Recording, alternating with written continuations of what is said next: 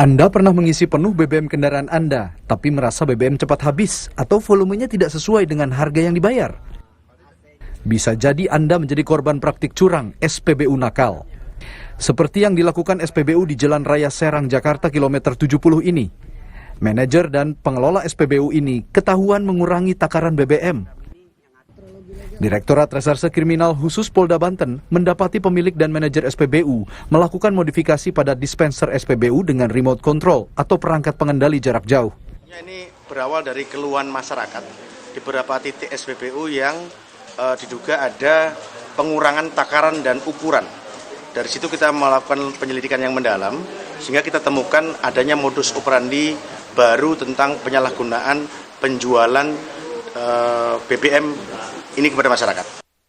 Praktik curang SPBU ini dilakukan dengan mengurangi takaran BBM sebanyak setengah hingga 1 liter per 20 liter pengisian.